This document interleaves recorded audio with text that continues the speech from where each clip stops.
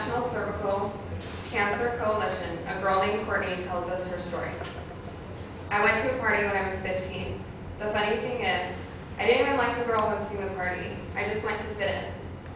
At that party, I was raped. The man took my innocence and gave me HPV. I didn't know this until 3 days after my 21st birthday. I went in for a regular well woman's exam, and they found something in my pap smear, so I had more tests and treatment. I was told to come back frequently for pap smears for the next 3 years. I did at first, but then it became a hassle. I went on living my life. I got married. I had 2 children. Fast forward to 2008. I went in for a pap smear. It was 5 years since my last one. And I learned I had stage 4 cervical cancer.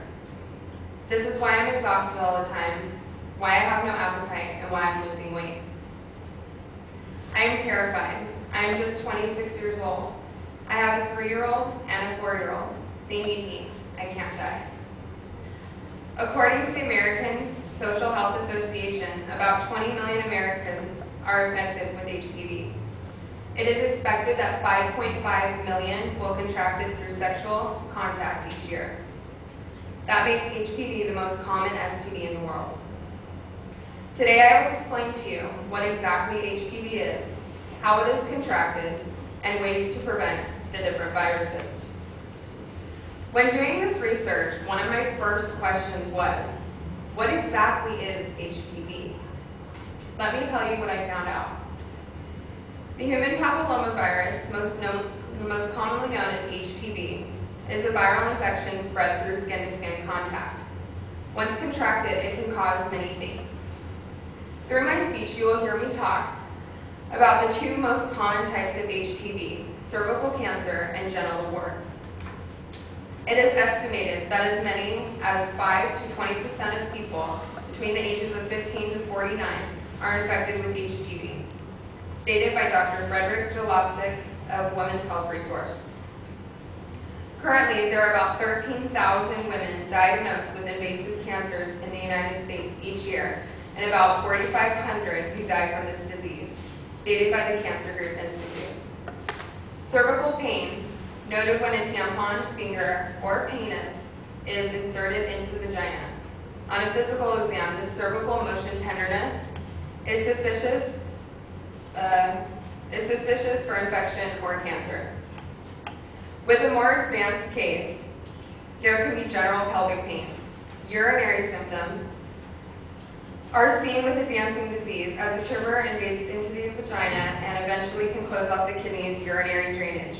This is called uremia and is the most common cause of death from cervical cancer. Signs of spread to other areas of the body include lymph gland enlargement in the groin or collarbone area of the left armpit. Advanced spread may give bone, liver, lung, bowel, and brain abnormalities, stated by the Cancer Group Institute. Now, I don't know about all of you, but this doesn't sound like a very good time. Every single one of us could have been exposed to this life-threatening disease. Let me tell you how it is contracted. HPV is transmitted through sexual contact. If your partner is infected, no penetration is required. This means that if you're just fooling around, like my slide, you may have contracted HPV. HPV can be transmitted through vaginal intercourse, anal intercourse, oral sex, touching your partner's genitals and then your own, sharing toys with an infected person without disinfecting, and genital-to-genital contact, same or opposite sex. When doing this research, I realized how easy it was to contract such a horrible disease. So how can we prevent it? Prevention of HPV can be rather difficult. Condoms provide little protection because the infected part of the genitals may still be exposed. A recent study by the Center for Disease Control stated that wearing a condom correctly and every time you have sex may reduce a woman's HPV risk by 70%. Since males are the primary carrier and don't have symptoms, they should be extra careful as well. Meaning, you guys aren't ever going to know. You're just going to be transferring it, and you're never going to know. And then we're screwed. Okay. The HPV vaccine Gardasil is also very effective. The vaccine is used in women between the ages of 9 and 26. There is said to be 100 strands of the HPV virus. Gardasil only protects against HPV known to cause cervical cancer and 2 types known to cause genital warts. HPV is now known as one of the most common STDs in the world. Let me take you back to the end of Courtney's story. My doctor told me that 13 to 15% are alive after 5 years. I am determined to be that 13%. HPV can simply be detected by annual pap smears. Why wait to find out you have a life-changing and possibly deadly disease like cervical cancer?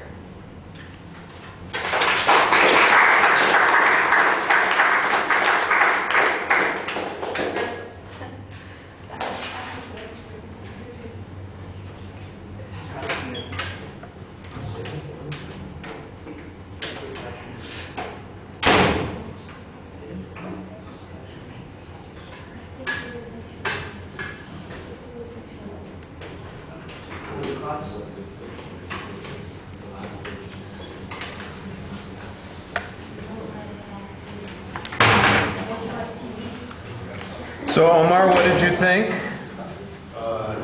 Good speed, and your well structured, side information and story that she told for a while. With her speech, like gave a good picture of like what HPV was and some of the symptoms, and overall it was pretty good. Good ending. All right.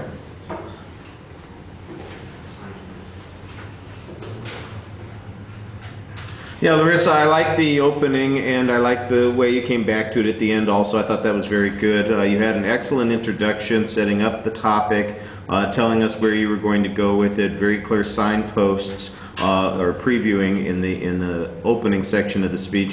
In the body itself, the signposts were not quite as distinct, but there was a lot of good information, and you paced it about right so that it was fairly easy to follow what you were saying. I did think it's a little awkward, and this is one of those things that I was going to explain more when we get to the persuasive section, but it's probably a good thing to point out now. Whenever you cite information in an oral presentation, I know in a written work sometimes you just had to do a footnote, or you can do the citation after you're given the quote. It's so much clearer in an oral presentation if you give the source citation before you give the material, because you're often going as stated by after you've presented the information, and sometimes it's hard to tell where it starts and where the quoted material starts and where your material is separate or different. So you just want to work a little bit on the citation there. It wasn't a big deal, just a technical thing that you can fix very easily. The visual materials are okay. You don't really make much reference to the first one. It's just statistical wallpaper in the background, and I think you could be a little bit more involved in utilizing that information. You've got the second slide that's kind of a transition and organizational issue that you're talking about.